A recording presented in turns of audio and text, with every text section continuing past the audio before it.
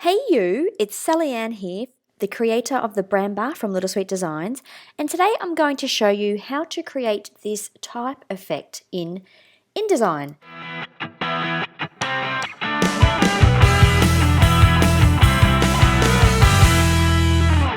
Now here's a quote card I've designed for one of my other brands, and I often get asked how I made this dual text effect.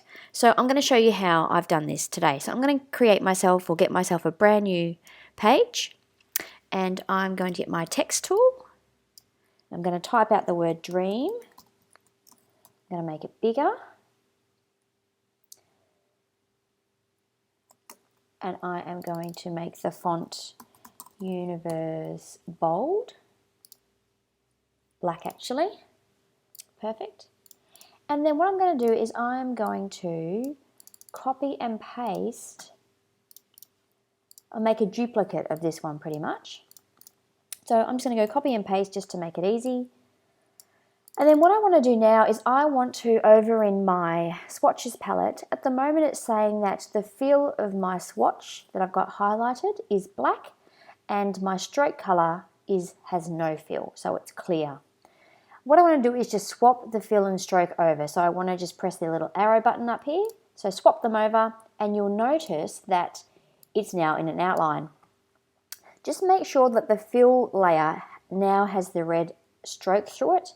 If it has the white, if it's filled with white, what will happen is when you bring it up and over your other word or your background layer, it will be filled with white. So we want to make sure that it is in fact see-through. So just make sure it's filled with nothing. Now we want to go and just change the color of the solid color behind it, or the solid word behind it. Currently it's black. I'm just going to make it a blue color just so we can see it. And you can sort of start to see that shape taking effect. So now I'm just moving it up and I'm going to move it across. I'm just going to get it exact. And then what I want to do now is I just want to move it over, perhaps 3 or 4 arrows on my keyboard, and then the same again, move it up 3 or 4 arrows on my keyboard. And you just keep moving it until you're happy with how it looks. And that's pretty much it. That's how I created this effect up here. And then you can go ahead and you can add your other text in around it.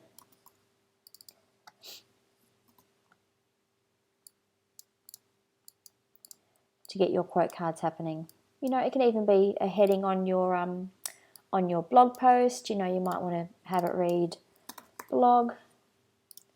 And I'm just going to quickly send that one to the back so we can, got to make sure you're working on the right one. Blog, object, arrange, send to back, and there's the blog. And you know, you can just copy and paste or step and repeat, whatever works for you. Step and repeat just repeats it across your page. I'm going to make it 0 vertical and perhaps 20, sorry, my apologies. It should be 0 horizontal and say 100 vertical, maybe 150. That's better. And then you can make this one about, and then the one underneath it can be about as well.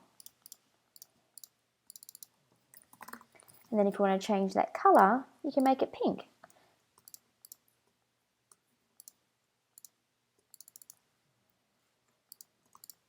So I'm just trying to pick up the layer behind it. And all I'm doing to do that is I'm just holding down my command key. There we go.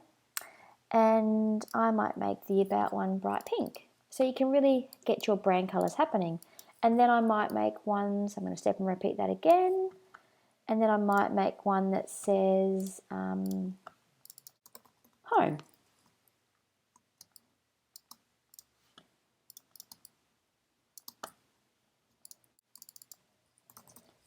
And then I'm going to make that color perhaps a nice yellow color. And you can start to see how it can take effect. And I've accidentally changed that one. And then if you want, you can take them into Photoshop and make them PNG files so that they have a transparent background, so that you can then put them on your blog or your website or wherever it is that you want to feature this particular style. But as you can see, it's very straightforward. I'll also shortly be showing you a lesson in how to do this in Photoshop, but for now, this is in InDesign. I hope you've enjoyed it. Bye for now.